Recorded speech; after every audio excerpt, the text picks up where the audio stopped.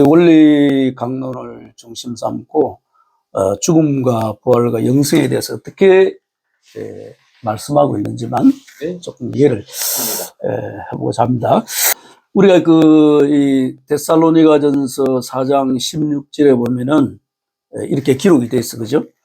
주께서 호령과 천사장의 소리와 하나님의 나팔로 친히 하늘로 쫓아 강림하시리니 그리스도 안에서 죽은 자들이 먼저 일어나고, 이렇게 기록이 되어 있고, 또 마태복음 27장 52절을 보면은 무덤이 열리며 자던 성도들의 몸이 많이 일어나되, 이렇게 기록이 되어 있습니다.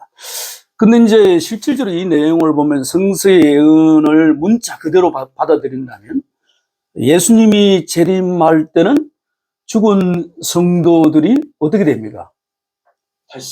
다시 산다 이거야. 그렇죠? 그래서 이제 재림하실 때 죽은 성도들의 육신이 다시 원상 그들의 모습으로 살아날 것으로 우리는 믿어야 돼요. 그렇잖아요. 근데 이걸 믿지 않으면은 크리스찬이 될 수가 없는 거예요. 그냥 성경에 기록이 되어 있기 때문에. 그렇지만 성경은 이렇게 기록이 되어 있지만 이 성경의 내용을 문자 그대로 믿는다면 이 현대인들의 이성으로는 도저히 납득할 수 없다는 겁니다, 사실. 근데 현대 지성인으로서는 이 내용을 실질적으로 받아들일 수 없는 내용들이 너무나 많다 하는 것입니다. 그렇기 때문에 우리는 이제 이러한 성경에는 기록되어 있지만은 이것이 현실적으로 일어날 수 있을까 하는 의구심을 갖고 있기 때문에 또 우리는 이 신앙생활을 통해서 혼란을 가져오게 되는 것입니다. 그러므로 이 문제의 진정한 내용을 해명하는 것은 사실 중요한 일이 아닐 수 없다고 하는 것입니다. 이 부활이라는 말은 뭐냐면, 이 부활은 한자로 말하면 다시 붙자, 살 활자라고 그래요. 그래서 다시 산다라는 뜻이야. 그렇기 때문에 이 다시 살아야 한다는 것은 뭐냐면 인간이 타락함으로 말미암아서 죽었기 때문에 다시 살아야 된다는 것이죠.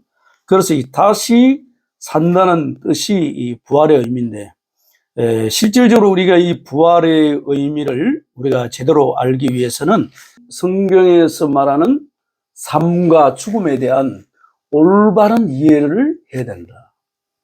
여기부터 출발이 되는 거예요.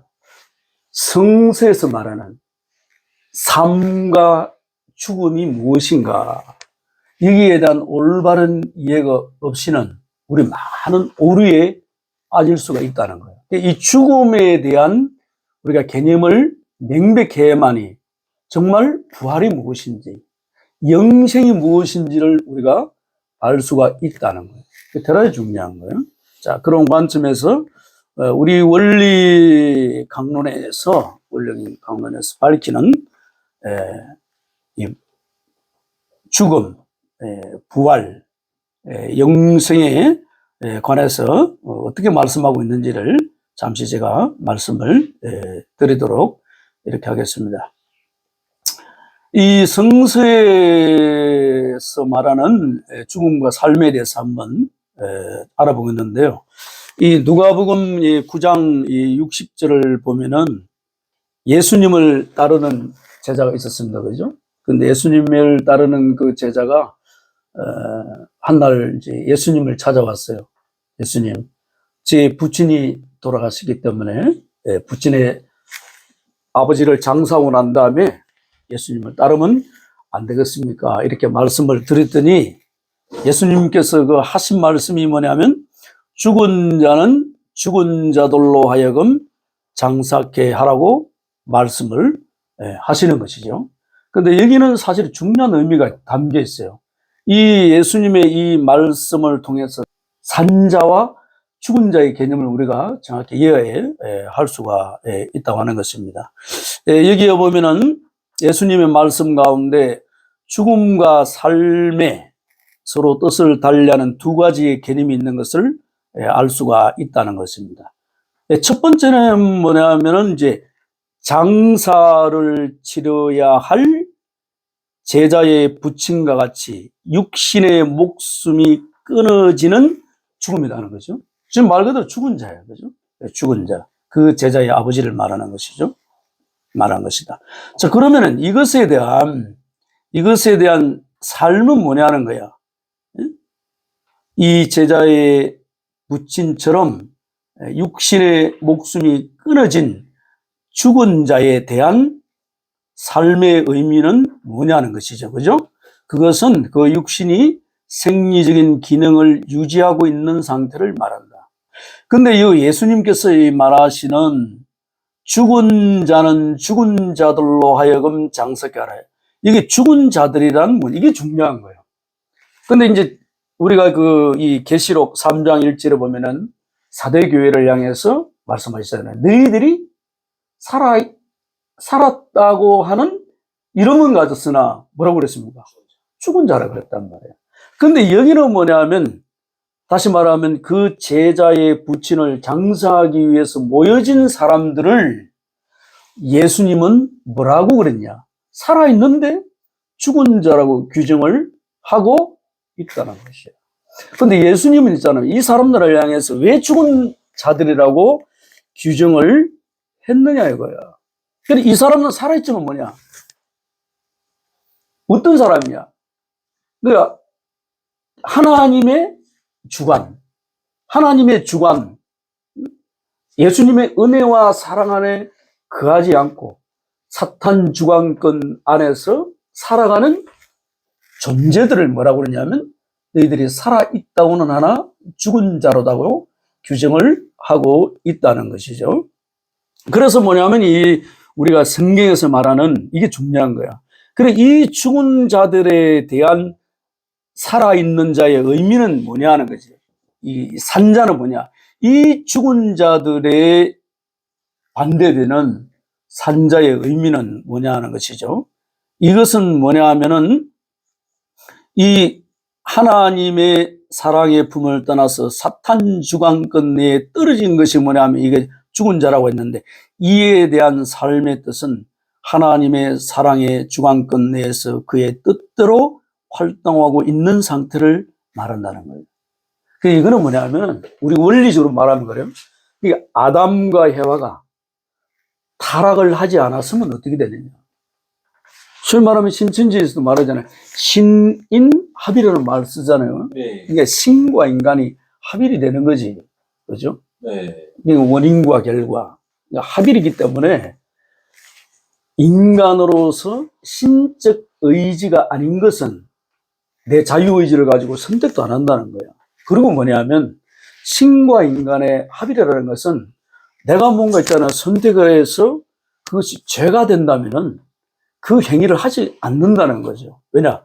내가 그 자유의지를 가지고 그 양심의 가책을 느끼는 그 일을 했을 때 나보다는 누가 더 큰 고통을 느끼는 것을 알기 때문에 하나님 아버지가 더 고통받을 것을 느끼기 때문에 죄를 지을래야 뭐요? 지을 수 없는 상태를 말한단 말이에요. 이것이 뭐냐면 본연의 인간이라는 거예요. 그러니까 타락하지 아니한 인간의 본래의 모습이라는 겁니다. 이런 인간이 뭐냐면 하나님이 직접 중앙권에 있는 것이죠. 그죠? 하나님과 분립되어서는 살아갈 수 없는 상태. 이것이 뭐냐면 하나님의 직접 중앙권이다. 그죠? 그래서 뭐냐면 여기서 그럼 성서에서 말하는 산자는 누구냐? 산자는 내가 살아있다고는 하나 너는 죽은 자로다. 그걸 말하는 게 아니에요. 영적으로 육적으로 죽은 자를 말하는 게 아니라는 거지.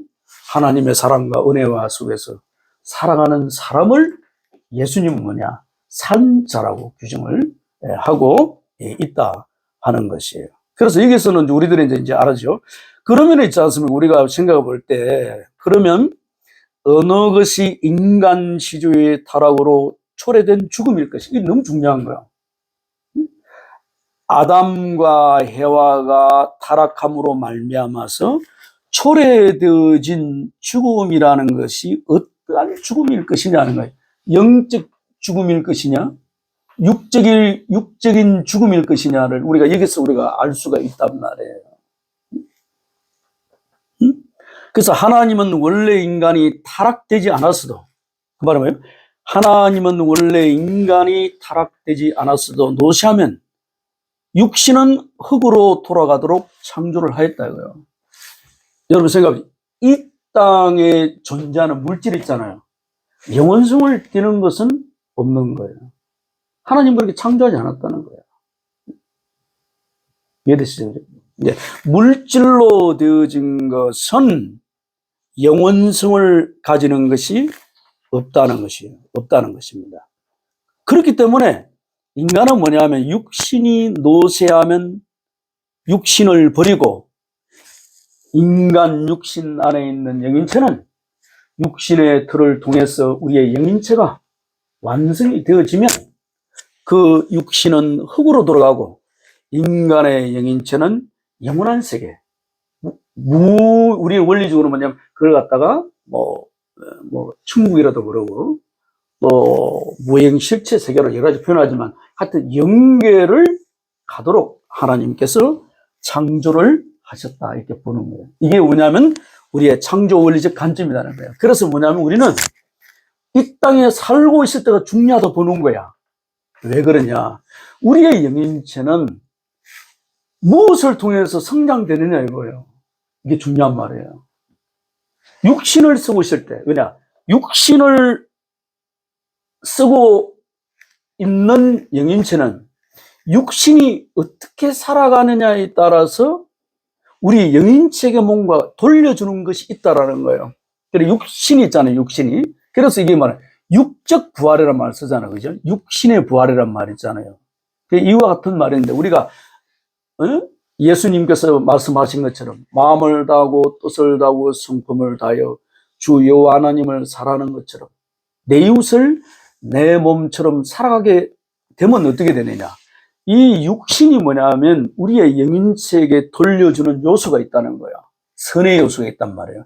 이것을 우리는 뭐라고 하냐면 생력 요소라고 해요. 육신으로부터 영인체가 공급되는 요소가 있다는 거예요. 예수님의 사랑을 이웃에 실천하면 그 선의 요소가 우리의 육신에게 돌려온다는 것이죠. 그 육신에게 영향을 미친다는 것이죠. 그래 이 선의 요소와 우리 하나님의 진리 안에서 사랑 안에서 하나님으로부터 생수를 받으면 또 우리의 영인체가 있잖아요. 영인체가 육신에게 돌려주는 선의 요소가 있는데 그것이 뭐냐면 생명 요소라고 그러는 거지. 그래 그 말은 뭐냐? 영인체와 육신이 있지 않습니까? 잘 주고 잘 받는다 그래요. 응? 사랑하는 남편과 아내가 잘 주고받고, 응? 하나님과 우리의 인간관계가 수수의 관계가 잘 주고 잘 받으면 어떻게 돼? 우리의 육신도 건강하고 우리의 영인체도 뭐요? 건강해진다는 거예요. 그래서 이걸 어찌 보면 모르고 이걸 뭐라면 육신이 건강해진다. 육신의 부활, 영인체가 건강해진다. 영인체의 부활이라고 말을 인용해서 사용할 수 있다 이거야. 말이 이해되시죠? 그래서 뭐냐면 이 창조 원리적 관점에서 보면은 죽음은 두려움의 대상이 아닌 거야. 우리 인간이 있잖아요. 이 땅에 살아가면서 왜 우리가 있잖아요. 고통을 받느냐. 죽음을 두려움의 대상으로 받아들이기 때문에 우리는 있잖아요. 두려우면서 살아가는 거예요. 그러나 죽음이라는 것이 창조 원리적 관점에서 접근해 보면은 너무나 이건 하나님이 인간에게 주신 복음 중에 복음이요. 축복 중에 축복이라는 거예요. 왜냐? 육신을 통해서 우리 영체가 완성이 되어지면 천국에 가더라도 천국인으로서 살아가는 데서 전혀 걸림이 되어질 것이 없다라는 거예요. 그래서 여러분 우리가 육신을 쓰고 지상에서 천년, 만년 영원히 살아야 된다. 미련이 없다는 거예요. 왜냐? 이 지상 생활보다는 좋은 그 영계를 하나님은 아담과 해와를 창조하기 전에 이미 뭐예요? 영계를 창조했다고요. 인간이 타락한 인간이 영계에 가서 살기 위해서 하나님 지은 게 아니라 아담과 여와를 이미 창조하기 전에 이미 영계의 세계를 먼저 하나님이 창조해 뒀다라는 뜻이에요. 이게 창조 원리적 관점이 그렇다 하는 것입니다.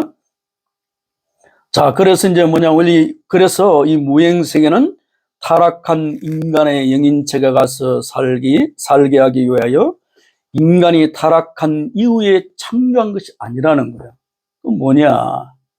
이미 인간이 창조되기 전에 창조 목적을 완성한 인간들이 지상에서 생활하다가 육신을 벗은 후에 그 영인체가 가서 영원히 살 수 있는 곳으로서 창조를 했다 이거예요. 하나님이 인간에게 주신 축복 중에 가장 위대한 축복이라는 거예요. 왜? 인간이 영생할 수 있도록 창조했다. 그래서 인간을 이미 아담과 헤와를 창조하기 전에 이미 뭐예요? 영계를 먼저 창조했다는 뜻이에요. 그래서 타락 인간이 육적인 생명에 강한 미련을 가지게 된 것은 왜 그러냐? 이유가 있다는 거예요. 그것은 인간이 원래 육신을 벗은 후에는 보다 더 아름답고 영원한 무형세계에 가서 영원히 살도록 창조되었다는 사실을 타락으로 어떻게 해요? 응? 타락으로 인하여 알 수 없게 되었다는 거예요. 다시 말하면 뭐예요? 아담과 헤와가 타락함으로 말미암아서 인간이 영적 무지에 떨어졌는데, 응? 자기가 죽어서 가야 할 영계도 뭐예요? 모르게 되어버렸다는 거예요. 영적 무지에 떨어진 거야. 그래서 우리가 무지라는 말이 뭐 영적 무지라는 거야. 하나님도 모르게 됐지만은 인간이 죽고 난 이후에 가서 영원히 살아야 할 영계도 모르게 되었다는 거야. 그렇기 때문에 우리는 이 땅에 살고 있으면서 뭐예요? 타락한 인간은 육신에 대한 그렇게 강한 미련을 갖고 있는 거예요. 그래 인간이 타락하지 않고 완성이 되었더라면 영계는 어떻게 해야 되겠습니까? 그 환희의 세계를 향해서 우리가 비상천하도록 되어 있다 하는 거예요. 그래서 우리 통일 원리적 관점에서는 뭐냐면 죽음을 두려움의 대상으로 우리는 삼지 않는다라는 뜻이에요. 그래서 우리는 이 땅에 있을 때, 육신을 쓰고 있을 때 정말 예수님의 진리와 사랑을 소유해서 어떻게 예수님처럼 우리가 완성한 인간이 되어질 것인가를 놓고 우리가 기도하고 정성을 드리고 있습니다. 자, 그래서 이 타락으로 인한 죽음은 뭐냐? 타락으로 인한 죽음은 인간 시조가 선악과를 따먹음으로써 초래된 그 죽음을 말하는 거예요. 그러니까 이게 하나님께서 뭐라고 그랬어요? 창세기 2장 17절에 보면 하나님께서 아담과 헤와에게 선악과를 따먹지 말라. 선악과를 따먹는 날에는 정령 죽으리라 그랬단 말이야. 그런데 아담과 헤와가 하나님의 계명을 어기는 그 순간 아담과 헤와는 어떻게 죽은 자가 된 거예요. 죽은 자가 되어졌다는 거예요. 그들은 따먹은 그날을 위해서 죽었다고 보지 않을 수 없는 거예요. 살아있다고는 하나 이미 죽은 자예요. 그러나 그 후에도 여전히 육신 생활을 계속하면서 아담은 자손을 번식하면서 오늘날의 타락한 인류의 사회를 이루어 놓았다는 거예요. 아담이 몇 세까지 살았습니까? 930. 그래, 930 사는 거예요. 하나님의 말씀에 의하면 선악과를 따먹는 순간 어떻게 해요? 아담에는 죽어야 돼. 근데 죽지 않았어. 그럼 무엇이 죽었냐 이거야. 아담이 육신이 죽은 게 아니라 아담이 뭐예요? 영이 뭐예요? 죽었다는 뜻이야. 하나님 곁을 떠나게 됐다는 것이죠. 그 우리는 육신의 죽음을 말하잖아. 하나님의 말씀을 거역함으로 말미암아서 아담과 하와는 영적으로 뭐예요? 무지에 떨어졌다는 거예요. 영적 타락의 상태에 놓이게 되어졌다 하는 것이에요. 그래서 타락으로 인하여 초래된 죽음은 육신의 죽음이 끊어지는 것을 의미하는 죽음이 아니라 하나님의 선주관권으로부터 어디로 떨어졌습니까? 사탄의 악주관권으로 떨어진 것을 의미하는 죽음을 말하는 것이다.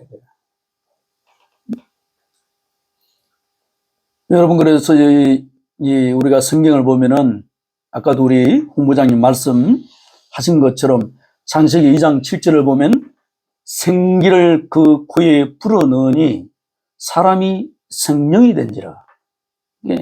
육신과 영인체의 이중구조로 되어 있다는 것이죠. 전도서 12장 7절을 보더라도 흙은 여전히 땅으로 돌아가고 이 육신을 말하는 거죠. 신은 그 주신 하나님께로 돌아가기 전에 기억하라. 뭐라고 그랬어요? 그 신은 뭐예요? 영혼을 말하는, 영인체를 말하는 거야. 그 말은 뭐냐? 하나님께로 돌아가기 전에 기억하라. 이 중요한 메시지예요. 영계로 돌아간다는 뜻이야. 돌아가기 전에 어떻게 해요? 응? 타락한 인류가 타락한 것을 착각해서, 응? 타락하지 아니한 본연의 세계를 회복하기 위해서 힘쓰라는 뜻이죠. 또 고린도전서 15장 44절을 보면 육의 몸이 있은즉 또 신령한 몸이 있느니라. 이게 몸이라는 것은 육신을 말하는 거예요. 우리의 영인체를 말한다는 거예요. 성경에 보면 다 이런 말이야.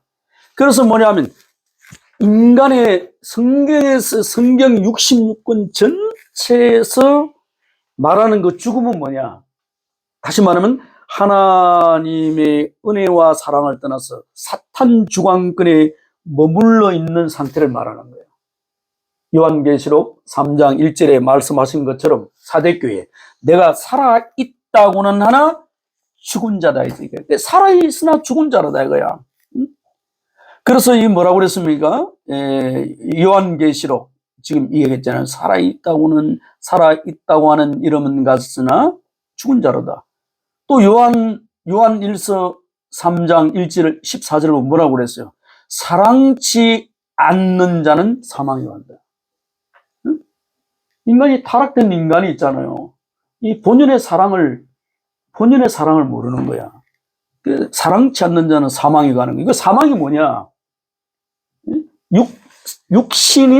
육신의 죽음만이 사망이 아니란 말이에요. 성경에서 말하는 것은 사랑치 않는 자는 사망이야.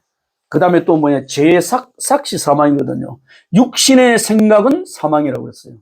영의 생각은 은혜와 평강이라. 그렇게 이야기를 하고 있는 것이죠. 그래서 성경에서 말하는 이 죽음은 육신의 죽음의 의미와는 사뭇 다르다는 거예요. 그 하나님 주관권 내에 있는 상태의 생명은 뭐냐? 타락한 인간은 사망이잖아요. 부활의 과정을 통해서 하나님 직접 주관권을 옮기면 이게 생명으로 옮겨진단 말이에요. 사망에서 생명으로 옮겨지는데 그 사망에서 생명으로 옮겨지기 위해서는 우리는 어떠한 신앙을 해야 하느냐 이거예요. 그것이 뭐냐 하면 요한복음 11장 25절에 너무 중요한 말이잖아요. 나는 부활이요 생명이니 나를 믿는 자는 죽어도 살겠고 무릇 살아서 나를 믿는 자는 영원히 죽지 아니라 이것을 내가 믿느냐 그러시잖아요. 또 요한복음 5장 24절에 나를 믿는 자는 영생을 얻었고 요한복음 3장 16절에 너무나 우리가 잘 아는 내용이잖아요. 하나님이 세상을 이처럼 사랑하사 독생자를 주셨으니 이는 그를 믿는 자마다 멸망치 않고 영생을 얻게 하려 함이라.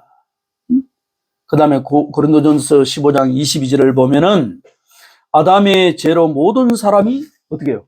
아담의 죄로 모든 사람이 죽은 것 같이 그리스도로 말미암아 모든 사람이 살 것이다. 아담 한 사람의 줄은 죽은 자가 됐단 말이에요. 그러지만 인류의 메시아 구세주 하나님 아들 독생자를 통해서 독생자를 영접하면 우리는 어떻게 해요? 사망에서 생명으로 옮긴다. 그것이 뭐냐? 부활의 개념이다. 이해되시죠? 그렇지? 차이는 좀 다르지만 의미는 같다는 거예요. 그렇다면 부활은 어떤 의미냐고요? 사망에서 생명으로 옮기는 그 과정을 부활이라고 바라볼 때 부활은 뭐냐는 거예요. 부활은 인간이 타락으로 초래된 죽음, 그죠? 타락으로 인해서 인간은 죽었다 이거야. 왜냐? 사탄 주관권에 놓여있기 때문에 사탄 주관권에 떨어진 입장으로부터 무엇에 의해서? 하나님의 구원 섭리에 의해서 복귀 섭리에 의하여 하나님의 직접 주관권 내로 복귀되어 나아가는 그 과정적인 현상을 뭐라고 그러냐면 부활이라고 그러는 거예요. 그냥 한순간 그냥 하늘로 그냥 들림을 받는 게 아니라는 거예요.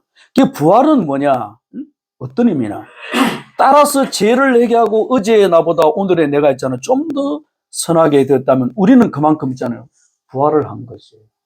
그게 부활은 뭐냐? 과정적인 현상이란 말이에요. 오늘보다는 내일, 어제보다는 오늘보다 내일 있지 않습니까? 더 선화되어 가는 것이다, 이거요. 자, 그러면은, 오늘 우리가 영생에 대해서 있잖아요. 이게 우리가 알겠지만, 이 구약 성경은 히브리어로 기록되어 있단 말이에요. 신약 성경은 헬라어로 기록이 되어 있어요. 그럼 우리가 2000년 전으로 한번 올라가 봐야 돼. 그 유대인들이 영생을 어떻게 바라봤는가라는 관점이 중요하단 말이에요. 근데 세계에서 유일하게 있잖아요. 유대인은 있잖아요. 유대인만의 시간의 개념이 특이한 점이 있어요. 근데 여러분, 우리가 요한계시록 1장 4절을 보면은 그게 뭐라고 되냐? 지금도 계셨고 전에도 계셨고 장차 오실 그이가 기록이 되어 있거든요. 근데 이 유대인들의 시간의 개념은 뭐냐? 과거와 현재가 미래가 이렇게 있지 않습니까? 이게 분립되어 있지 않다고 본 거예요. 그러면 어떻게 시간의 개념을 봤냐? 이 시간의 개념을 현재와 과거와 미래가 포개져 있다고 본 거예요. 포개져 있다 본 거예요. 그래서 뭐냐면 유대인들은 어떻게 생각하냐? 유대인들은 여기에 존재하고 있는데 모세가 시내 산에 가지고 하나님으로부터 율법의 말씀을 받을 때도 유대인들이 함께 했다고 신앙 고백을 하는 거예요. 그래서 그러한 관점이 있었기 때문에 이 사람들은 항상 과거와 현재와 미래를 좀 전에 얘기했듯이 장차 오실 주님에 대해서도 지금 여기도 계셨고 저기도 계셨고 장차 오실 그분으로 표현하고 있는 거예요. 자, 그러면은 이 히브리 사람들, 유대인들이 바라본 영생의 의미는 뭐냐면, 여러분, 성경에 기록되어 있는 것을 오늘날 우리들이 해석하는 거하고 차이가 많이 있어요. 여러분, 히브리어로 알람하제란 말이 있어요. 알람하제. 알람하제라는 것은 지금 현재를 말하는 거예요. 나우이야. 고통과 불행이 수반되어지는 지금 여기를 말하는 거거든요. 근데 알람하바는 뭐냐? 새로운 시대를 말하는 거예요. 즉, 새로운 시대가 계문이 되어지는 기쁨과 환희의 시대가 도래되어질 것을 알람하바를 말하는 거예요. 근데 유대인들의 그 영생은 뭐냐 하면, 다시 말하면, 현실은 고난이다, 불행이다. 이것이 주님을 통해서 부활의 신앙을 하면 내가 어떻게 됩니까? 다시 거듭 태어난다 이거야. 응? 다시 태어난다 이거. 왜? 예수님의 새로운 생명과 사랑에 주입돼 가지고 내가 부활의 실체가 됐기 때문에 새로운 생명이 되기 때문에 새로운 출발이 되는 거예요. 이것을 뭐라고 하느냐? 그래서 알람하자에서 알람하바로 호련히 전환되는 거예요. 왜냐? 예수를 모를 때는 내가 죽은 자였단 말이야. 근데 예수님의 통해서 복음의 말씀을 딱 들어보니까 내가 타락으로 말미암아 죽은 자였다는 것을 신앙 고백하게 돼. 그리고 예수님의 복음의 말씀 들어오니까 어떻게 됩니까? 나는 진리와 은혜 안에서 있자는 거, 새로운 출발하는 거야. 그래서 뭐냐? 우리가 호련히 뭐요? 부활의 실체가 되는 거예요. 죽은 자가 산 자로, 사망에서 생명으로 옮기는 전체를 유대인들은 뭐라고 규정을 했느냐 하면 영생으로 규정을 한 거야. 그 당시에. 지금이 아니고 언제? 2000년 전에. 이게 뭐냐면 히브리인들의 영생에 대한 관점이란 말이에요. 예? 오늘날 성경에 여러분 기록된 것을 바라보는 우리하고 달라. 그래서 여러분 그 당시에 봐요. 요한복음 17장 3절에 보면은 영생이 뭐냐? 이렇게 이야기하고 있는 거야. 뭐라고 이야기하고 있느냐? 영생은 곧 유일하신 참 하나님과 그가 보내신 자 예수 그리스도를 아는 것입니다. 누구를? 예수를 아는 것이 곧 뭐라고요? 영생이다 이거야. 왜냐? 사망에서 생명으로 옮기는 것이다 이거야. 그래 이것이 뭐냐면 히브리인들이 소위 말하면 영생에 관한 관점이었다는 것을 우리가 알아야 돼요. 요한복음 5장 24절을 보면 우리가 잘 아는 내용이잖아요. 내가 진실로 너희에게 이르노니 내 말을 듣고 또 나 보내신 이를 믿는 자는 영생을 얻었고 심판에 이르지 아니하나니 어디에서? 사망에서 어디로? 생명으로 옮겼느니라. 이것이 부활이란 말이에요. 이게 부활이요. 이게 영생이란 말이에요. 얼마나 여러분 참 멋있는 말입니다. 그래서 영생은 그럼 언제 이루어지는가? 영생은 언제 이루어지는가? 요한복음 6장 40절에 내 아버지의 뜻은 아들을 보고, 아버지의 뜻은 뭐예요? 아니 빌립이 있잖아요. 예수에게 찾아온 거야. 보이지 않는 하나님을 보여달라고 그러잖아요. 나를 보았거늘 어찌하여 아버지를 보아달라고 그러느냐. 그러니까 예수님은 하나님의 영광을 갖고 오셨잖아요. 그죠? 그러니까 내 아버지의 뜻은 내 아들을 보고 믿는 자마다 무엇을 얻는 것이요? 영생을 얻는 것이다. 사망에서 생명을 옮기는 거야. 마지막 날에 내가 이를 다시 살리리라 하시니. 왜냐 2000년 전에 했잖아요. 예수 그리스도가 이 땅에 오셨잖아요. 그분이 타락한 인간, 우리 홍부장님 얘기했지만 영적 구원, 육적 구원을 다 이루었더라면 재림주님이 오실 필요가 있어 없어요? 필요가 없겠지. 그 2000년 전에 오신 예수님이 영적 구원은 이루었지만 육적 구원을 완성 못 하신 거야. 그러니까 재림주님이 다시 오셔야 된다는 것이지.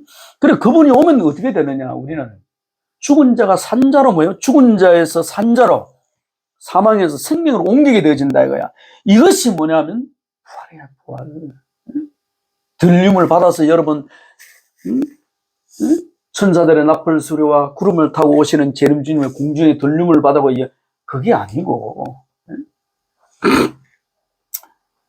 그래서 이제 또 요한복음 6장 9절에 마지막 날에 다시 살리는 이것이니라. 또 뒤에 죽으면 마지막 날에 다시 살리는 것이라. 요한복음 6장 54절 내 살을 먹고 피를 마시는 자는 영생을 가졌고 마지막 날에 내가 그를 다시 살리라. 이게 무슨 말이에요? 예수님의 살과 피를 먹었다 마시는 자는 무슨 의미입니까? 부장이 예수님의 살을 먹고 예수님의 피를 마시는 자는 예수가 하고 있잖아요. 여기 예수의 피와 살은 뭘 말하는 거예요? 요한복음 6장 68절에 답이 나와요. 바로 그 말이잖아요. 바로 그 말이야. 네. 자, 그러면 이제 우리가 좀 이게 이제 부활을 이제 서서히 마무리해야 되죠. 우리 관점만 이야기해 주시면 되겠습니다. 자, 그러므로 한마디 다시 한번 더 정의를 하면 부활은 뭐냐? 인간이 타락으로 초래된 죽음, 즉 뭐요? 사탄 주관권 내에 떨어진 입장으로부터 하나님의 장구한 뭐요? 구원 섭리, 복귀 섭리, 재창조 섭리에 의해서 있잖아요. 응? 다시 돌아갈 길란 말이에요. 인간이 아담과 해와가 타락하기 직전 그 상태로 회복해야 된다 이거야. 그렇잖아요. 인류가 타락했지만 타락하지 아니한 상태로 완전한 회복을 하나님께서 하셔야 돼. 왜 그러냐?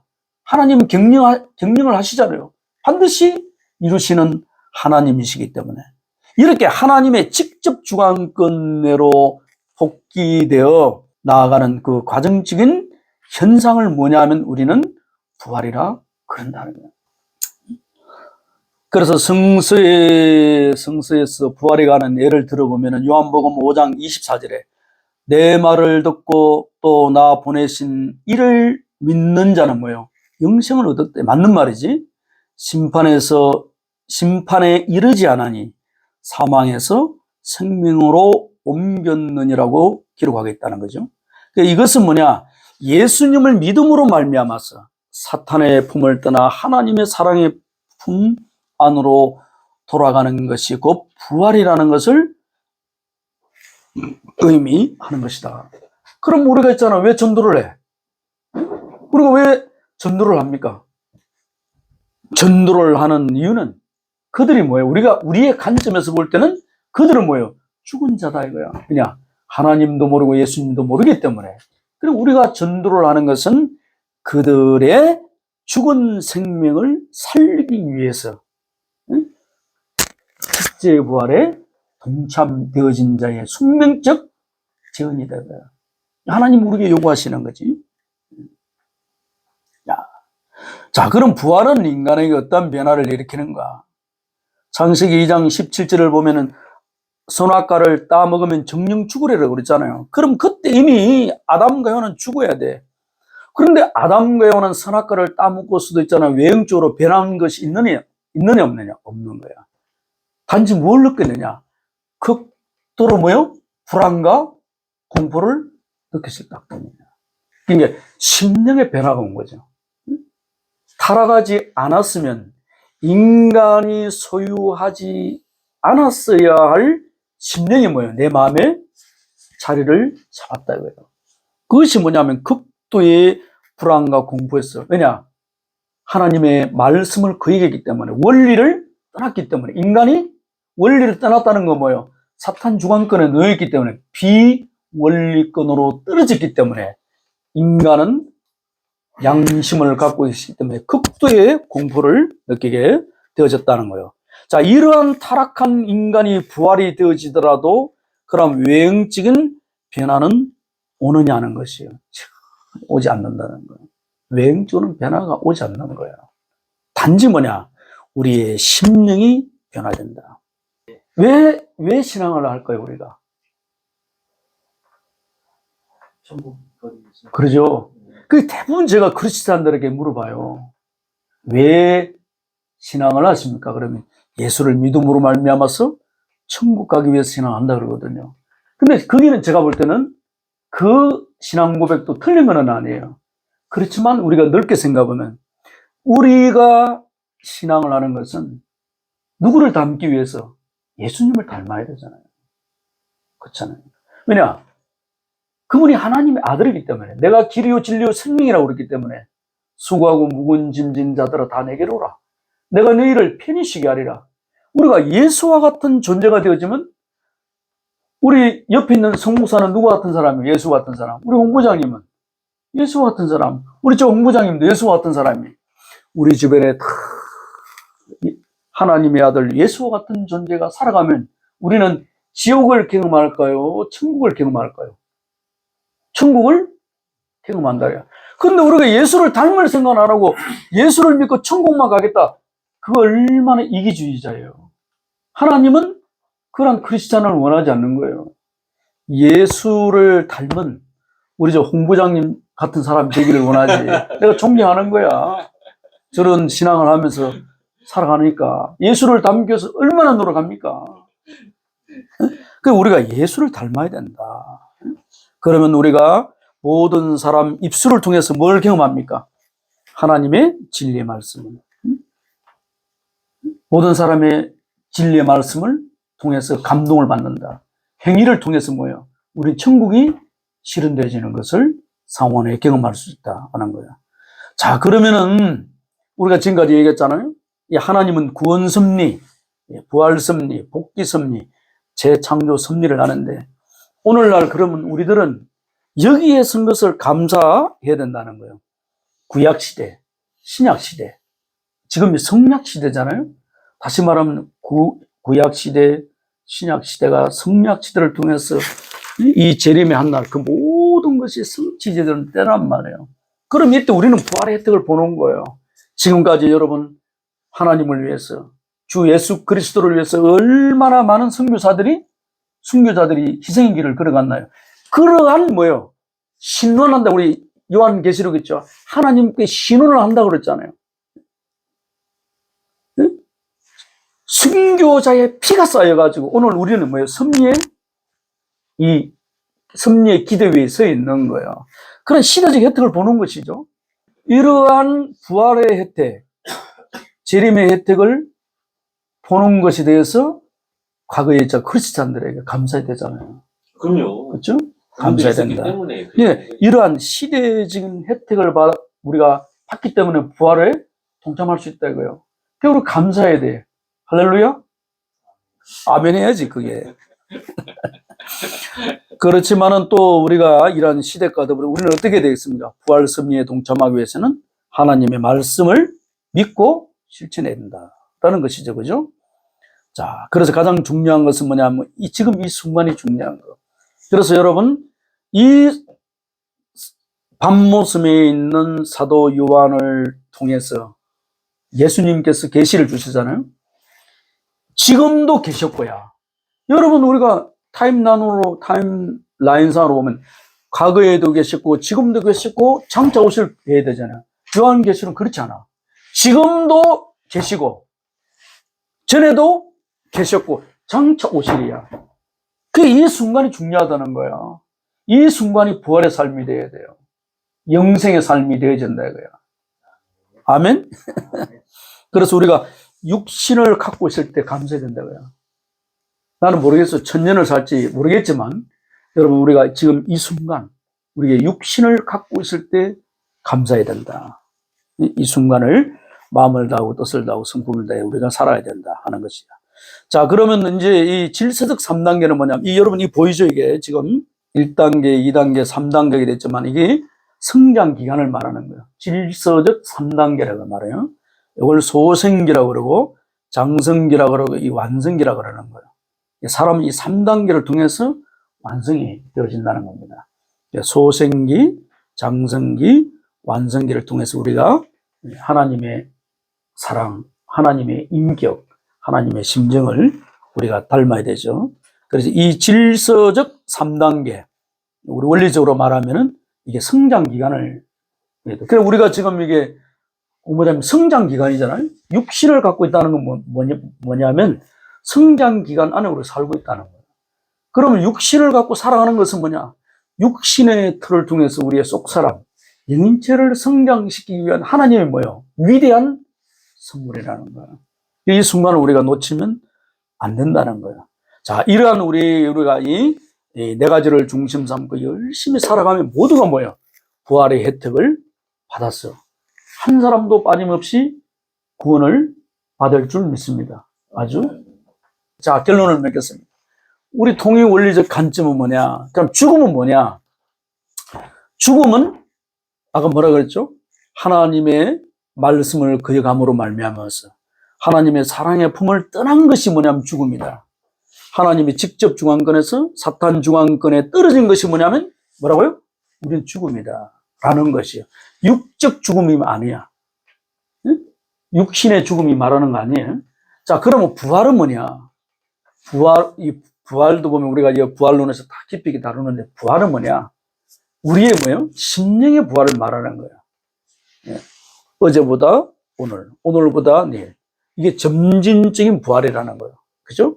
예.